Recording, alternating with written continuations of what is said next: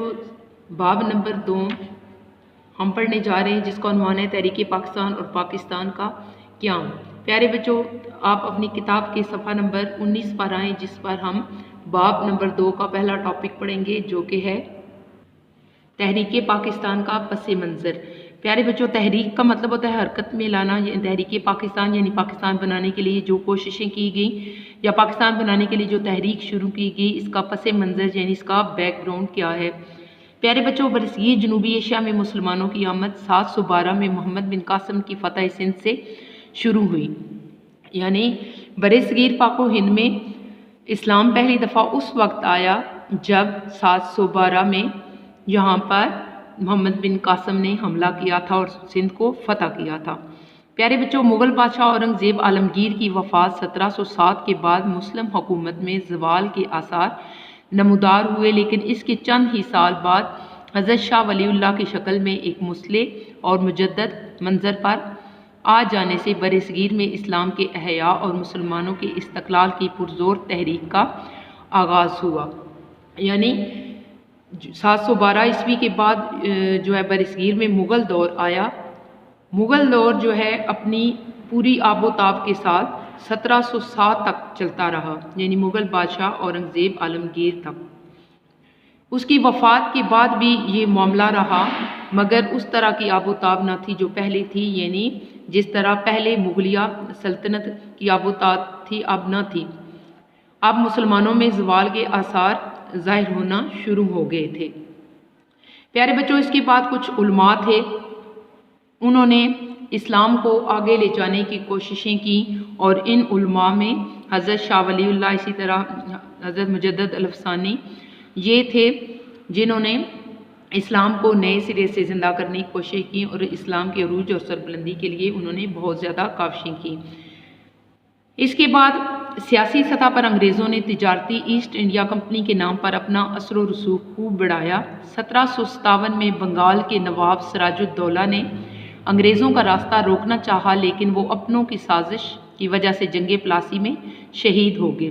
1799 में मैसूर के हुक्मरान टीपू सुल्तान को भी अपनों की गद्दारी की वजह से जाम शहादत नोश करना पड़ा। इल्मी महाज पर शाह वलीउल्लाह के साहबजादगान यानी उनके बेटे जो हैं और उनकी औलाद आगे से, फिर उनके आगे से शागिर्द भी सरगर्म अमल रहे, यानी काम करते रहे। इनके ज़ेरे असर तहरीक मुजाहिदीन शुरू हुई, जिसके अमीर सैयद अहमद शहीद बरेलवी थे।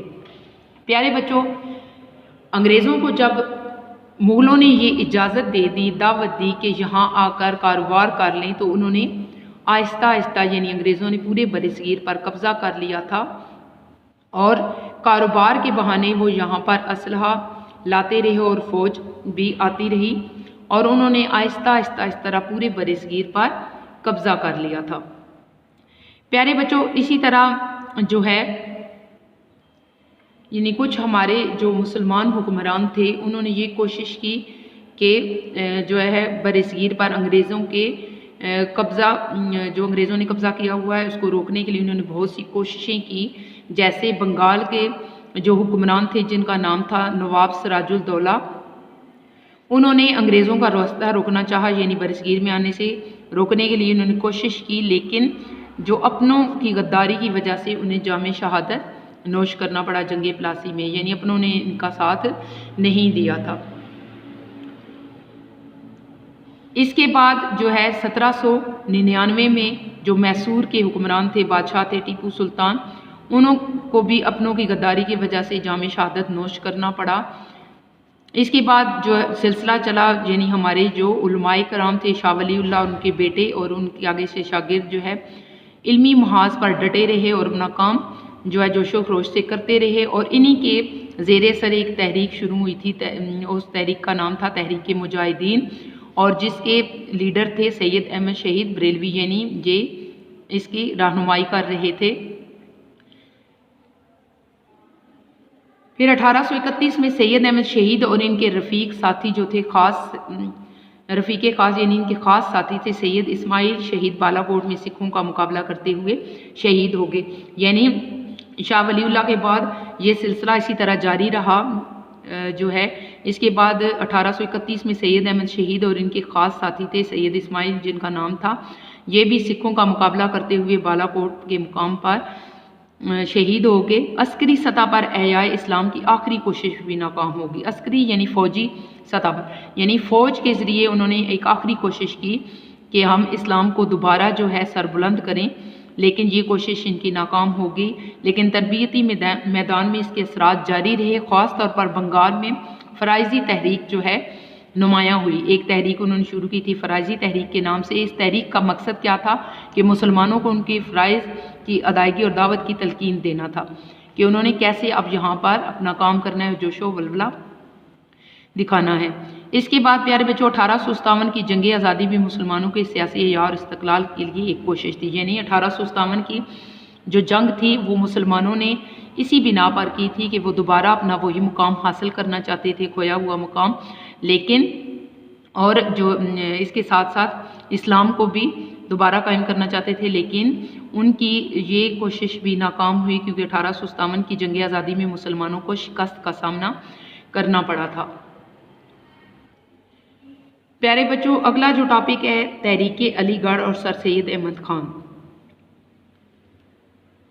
پیارے بچوں علی گڑھ کی جو تحریک تھی، اب یہاں پر یہ بتایا جا رہا ہے کہ اس نے کیا کردار ادا کیا۔ سر سید احمد خان جو ہے بلا شبہ مسلمانوں کے محسن اعظم ہیں۔ پیارے بچوں جنگ آزادی میں ناکامی کے ساتھ ہی برصغیر کے مسلمانوں کی تاریخ کا سیاہ ترین دور شروع ہو گیا۔ پیارے بچوں پہلے بھی میں نے آپ کو بتایا تھا کہ 1857 کی جنگ آزادی میں جب مسلمانوں کو ناکامی کا سامنا کرنا پڑا تو یہ ظلم و ستم کا شکار ہو گئے تھے، کیونکہ ہندو جو ہے ان کو جنگ کا ذمہ دار ٹھہرا کر خود بری الذمہ ہو گئے تھے، اور انگریزوں نے اور ہندوؤں نے مل کر ان پر ہر طرح کے ظلم و ستم کیے۔ مسلمان بحیثیت قوم انگریزوں کی نفرت اور انتقامی کارروائیوں کا نشانہ بنے۔ ان حالات میں سر سید احمد خان نے تحریک علی گڑھ کے ذریعے قوم کی رہنمائی کا بیڑا اٹھایا۔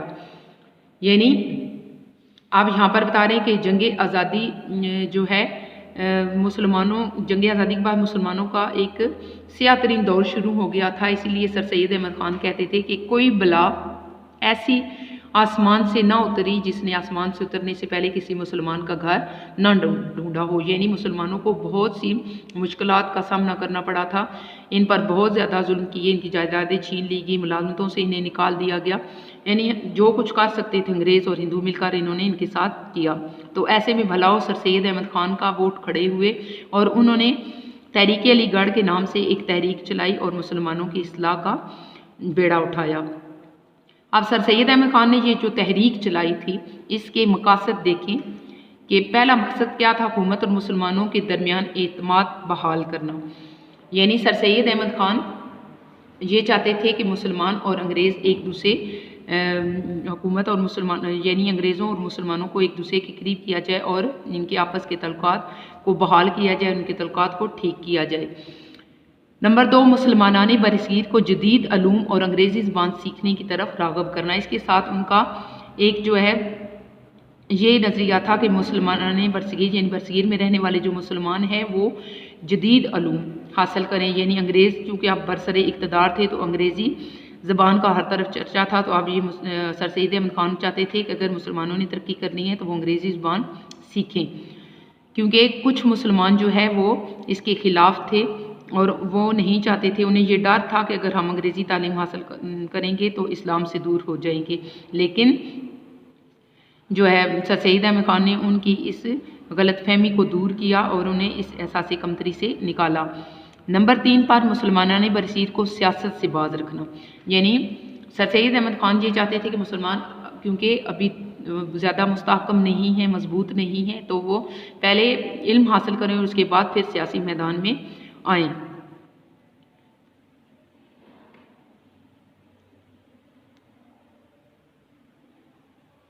پیارے بچوں آپ 17 اکتوبر 1817 کو دہلی میں پیدا ہوئے، یعنی جو سر سید احمد خان ہیں وہ 17 اکتوبر 1817 کو دہلی میں پیدا ہوئے۔ آپ نے مسلمانوں کی تعلیمی، سیاسی اور مذہبی ترقی کے لیے کام کیا۔ آپ نے اس بات کا اندازہ لگا لیا تھا کہ مسلمان تعلیم کے بغیر ترقی نہیں کر سکتے۔ پیارے بچوں سر سید نے مسلمانوں کی اصلاح کا بیڑا اٹھایا۔ انہوں نے کہا کہ تعلیم کی طرف آپ توجہ دیں، سیاست کو چھوڑ دیں اور انگریزوں کے ساتھ تعلقات کو بہتر بنائیں، کیونکہ سر سید احمد خان کا کہنا تھا کہ تعلیم کے بغیر ہم ترقی نہیں کر سکتے۔ اس مقصد کے لیے انہوں نے ایک طرف تو انگریزوں کی طرف دوستی کا ہاتھ بڑھانے کے لیے کہا، تو دوسری طرف تعلیم حاصل کرنے کے بارے میں انہوں نے کہا۔ سر سید احمد خان نے، پیارے بچوں، سر سید احمد خان نے تعلیمی میدان میں آگے بڑھنے کے لیے جو کاوشیں کی وہ دیکھیں کہ 1859 میں آپ نے مراد آباد میں ایک اسکول قائم کیا، 1863 میں آپ نے غازی پور میں سائنٹیفک سوسائٹی کی بنیاد رکھی، آپ نے 1875 میں علی گڑھ میں اسکول قائم کیا، وہ 1877 میں کالج اور 1920 میں یونیورسٹی بن گئی، یعنی اس نے 1920 میں یونیورسٹی کا درجہ حاصل کر لیا تھا۔ 20ویں صدی کے شروع میں مسلمانوں کا پڑھا لکھا طبقہ اسی تعلیمی ادارے کا تعلیم یافتہ تھا، یعنی 20ویں صدی میں جو مسلمان زیادہ تر پڑھے لکھے تھے وہ اسی یونیورسٹی یعنی جو علی گڑھ میں قائم کی گئی تھی، یہیں سے وہ تعلیم حاصل کر کے نکلے تھے۔ اگلا پوائنٹ دیکھیں، رسالہ اسباب بغاوت ہند بھی سر سید احمد خان کی ایک اہم سیاسی خدمت تھی۔ اس رسالے میں آپ نے 1857 کی جنگ آزادی کے حقیقی اسباب سے انگریز حکومت کو آگاہ کیا۔ جنگ آزادی کے بعد سر سید احمد خان کی حیثیت سیاسی مسیحا سے کم نہ تھی۔ مسلمانان برصغیر کے وجود کو قائم رکھنے کے لیے آپ آگے بڑھے اور انگریزوں کی غلط فہمی دور کرنے کی کوشش کی۔ پیارے بچوں، یہ جو رسالہ تھا اسباب بغاوت ہند، اس کے ذریعے سر سید احمد خان نے انگریزوں کو بتایا کہ کیا وجوہات تھیں کہ مسلمانوں نے کیوں جو ہے ان سے جنگ کی، کیوں ان کے خلاف اٹھ کھڑے ہوئے تھے۔ یہ سب اس لیے مسلمانوں نے کیا تھا کیونکہ انگریزوں نے مسلمانوں کے جو مذہبی اقدار ہیں ان کا خیال نہیں رکھا تھا، ورنہ ایسا کسی صورت بھی نہ ہوتا۔ اب انگریزوں کی غلط فہمی انہوں نے دور کرنے کی کوشش کی تھی، جو غلط فہمی ہندوؤں نے ان کے اندر پیدا کر دی تھی۔ پیارے بچوں، آگے دیکھیں کہ سر سید احمد خان سیاسی طور پر مسلمانوں کو کمزور سمجھتے تھے، اس لیے انہوں نے 1885 میں قائم ہونے والی انڈین نیشنل کانگریس میں مسلمانوں کو شامل ہونے سے روکا، کیونکہ سر سید احمد خان چاہتے تھے کہ ابھی چونکہ مسلمان سیاسی طور پر مضبوط نہیں ہیں تو پہلے وہ تعلیم حاصل کریں اور اس کے بعد جو ہے سیاسی میدان میں قدم رکھیں۔ اس سلسلے میں 1885 میں انڈین نیشنل کانگریس جو آل انڈیا نیشنل کانگریس تھی، یہ ہندوؤں کے ایک باقاعدہ نمائندہ سیاسی جماعت تھی 1885 میں جسے قائم کیا گیا تھا۔ اس میں مسلمان شامل ہونا چاہتے تھے، لیکن سر سید احمد خان نے ان کو سیاست میں جانے سے روکا اور انہوں نے کہا کہ پہلے آپ جو ہے تعلیمی طور پر مضبوط ہو جائیں تو پھر آپ سیاسی میدان میں آئیں۔ انہوں نے مسلمانوں کو تعلیم کی طرف توجہ دینے کا تاکہ مسلمان پہلے تعلیم حاصل کریں اور پھر سیاست میں حصہ لیں۔ آگے دیکھیں آخری پوائنٹ کہ سر سید احمد خان کے کارنامے ان کی زندگی تک محدود نہ تھی، بلکہ انہوں نے ایسی تحریک شروع کی جس نے ان کی وفات کے بعد بھی قومی خدمات کا سلسلہ جاری رکھا۔ سر سید احمد خان نے تحریک علی گڑھ کے ذریعے مسلمانوں کو ایک لڑی میں پرو دیا جس سے مسلمانوں کی جداگانہ تشخص کی تشکیل ہوئی، یعنی تحریک علی گڑھ جو انہوں نے چلائی تھی اس کے ذریعے مسلمانوں کو ایک پلیٹ فارم پر جمع کر دیا اور اسی سے ان کی جو ہے الگ شناخت کا سلسلہ شروع ہوا۔ پیارے بچوں، سر سید کے یہ کارنامے ان کی زندگی تک نہیں تھی بلکہ ان کی وفات کے بعد بھی سلسلہ یہ جاری رہا۔ پیارے بچوں، امید ہے کہ ابھی جو دو ٹاپک میں نے آپ کو پڑھائے ہیں، تحریک پاکستان کا پس منظر اور تحریک علی گڑھ اور سر سید احمد خان، آپ کو اچھے طریقے سے سمجھ آ گئے ہوں گے۔ اب میں آپ سے اجازت چاہتی ہوں، اللہ حافظ۔